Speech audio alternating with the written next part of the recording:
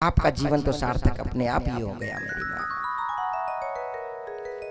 इसीलिए उस माँ को परम आदरणीय कहा है भगवान ने। माँ शब्द कितना प्यारा है मेरे प्यारे। जब माँ एक शिशु को जन्म दिया तो उस समय उन्होंने अपने एक बार भी जीवन की परवाह नहीं की। डॉक्टर भी कहता है कि एक बचेगा, किसको बचाऊं? तब माँ कहती है कि मुझको कुछ भी हो जाए लेकिन मेरे बच्चे को कुछ नहीं होना चाहिए। बच्चे को यदि छोटा सा बुखार भी आ जाता है, छींक भी आ जाती है, सर में दर्द होता है, बचपन में वो पूरी रात माँ अपनी गोद में उसके सर को रख करके सर दबाती है। महाराज बाम लगाएगी, गोली देगी, अरे जो आराम नहीं होगा, कभी 11 रुपया हो, वो कहते हैं ना बड़े बूढ़ों का, माँ का ये माँ का दिल है मेरे प्यारे। बच्चे के ऊपर से पैसे उसारेगी, हे भगवान मेरे बच्चे को ठीक हो जाए, मैं तेरा सुबह प्रसाद बांटूंगी। जगह जगह जाकर के भीख मांगेगी, मंदिर पे नाक रगड़ेगी, मेरे बच्चे को बचा लो, मेरी जान बदले में ले लो। और जब वो माँ बुढ़ी हो जाए और बेटा जवान हो जाए, उसकी बहुएं आ जाए, तो महाराज जो सर दर्द में पूरी रात उन्होंने अपने जाग जाकर आंखों में आंसू से निकाल दी थी, और जवानी में वो बच्चा माँ खुद उस बच्चे की सरदर्द बन जाती है। धिक्कार है ऐसे बच्चों पर जो अपने माँ और अपने पिता की उस प्रेम को नहीं समझ पाए मेरे प्यारे। आज व्यास जी महाराज यही कहते कि माँ को बड़ा कष्ट होता है। आप आधा सा रोटी ज्यादा खा लेते हो ना, तो महाराज कम से कम 2 किलोमीटर दौड़ोगे, चलोगे, अफरा आने लगेगा, पेट में गैस बनने लगेगी। महाराज हजमोला खाओ, दौड़ लगाओ, तब जाकर के आपको कितना कष्ट होता है यदि आधा सा रोटी ज्यादा खा लेते हो।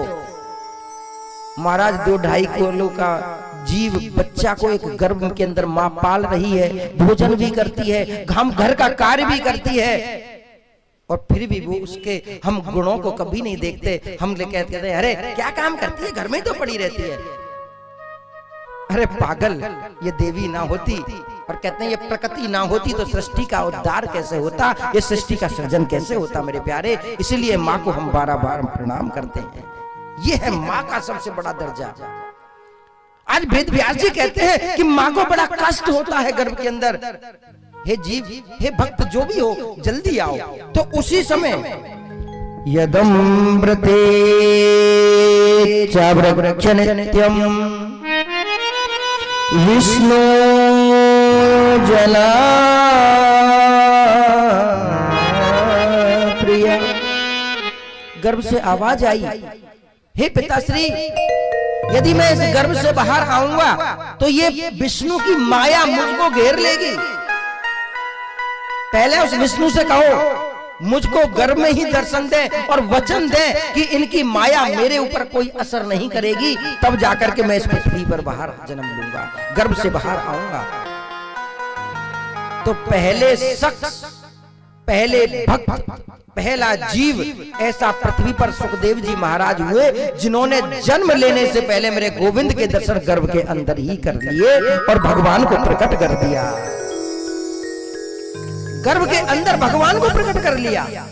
आज हजारों वर्ष तपस्या करते हैं महाराज, भगवान नहीं मिलते, अनेकों दान करते हैं, भगवान मिल नहीं रहे, क्योंकि हम पर भगवान को खुश करना नहीं आता मेरे प्यारे।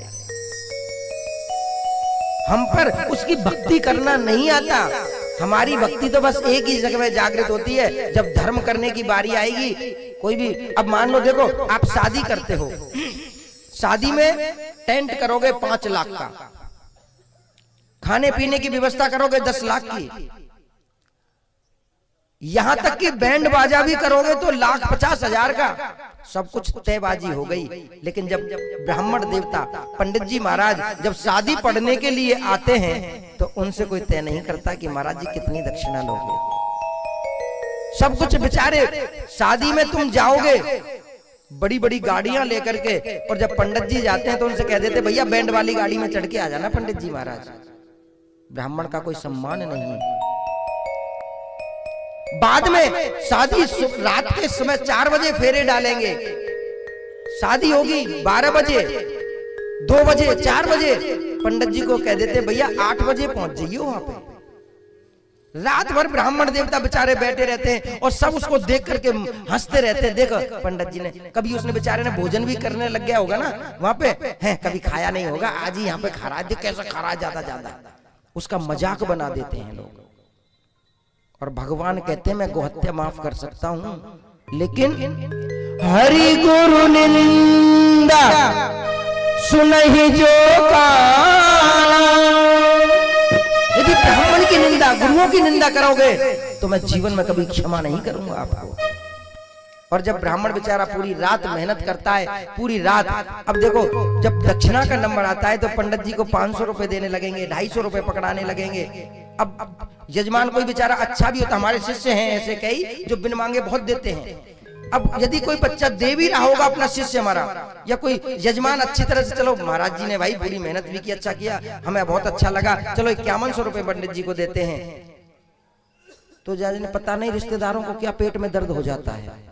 क्या कर रहा है, रुक 500 रुपए से चालू कर, तब जाके पंडित जी 2100 रुपए मान जाएंगे। वहां पे तुम आलू टमाटर बेच रहे हो जो ब्राह्मण को, आप वहां पर 500 ले लो महाराज, 500 ले लो महाराज। अरे ध्यान कर लेना मेरे प्यारे, ब्राह्मण जब प्रसन्न होकर के शुभ आशीर्वाद प्रदान करेगा, चिरंजीवी भवा, आयुष्मान भवा, सौभाग्यवती भवा, पुत्रवती भवा, तो मेरा गोविंद कभी उनके वचनों को नहीं टालेगा, क्योंकि भगवान ने स्वयं कहा है ब्राह्मण मुख मासीद, ब्राह्मण मेरा मुख है। और जब ब्राह्मण के मुख से आशीर्वाद निकलेगा तो मेरे प्यारे जीवन में कभी दुख नहीं होगा। आजकल ब्राह्मण की आत्मा को दुखा करके यदि आप भेजते हो तो कभी भी आपकी पूजा स्वीकार नहीं होगी। प्रेम से बोलना पड़ेगा, जोर से बोलो ना। तो आज यही कहते हैं कि स्वयं सुखदेव जी महाराज पहले ऐसे भक्त हुए जिन्होंने पृथ्वी पर आने से पहले भगवान को प्रकट कर लिया। और ऐसे ही उनके परम शिष्य आज राजा परीक्षित का शिष्य, राजा परीक्षित का चरित्र देखिए कितना सुंदर है कि सूत जी कहते हैं कि हे ऋषियों, यदामृते कौरव सृजन्यानाम वीरेश्यथो वीर गतिम गतेषु। अब देखिए यहां पर जब कौरव और पांडवों का युद्ध हुआ तो जो पांडवों की तरफ से सबसे छोटी सी उम्र में और सबसे पहले जो वीर गति को प्राप्त हुए वो कौन थे? अभिमन्यु। सबसे पहले पांडवों की तरफ से जिसकी मृत्यु हुई, जो वीर गति को प्राप्त हुए वो अभिमन्यु थे। और अभिमन्यु कौन थे? अभिमन्यु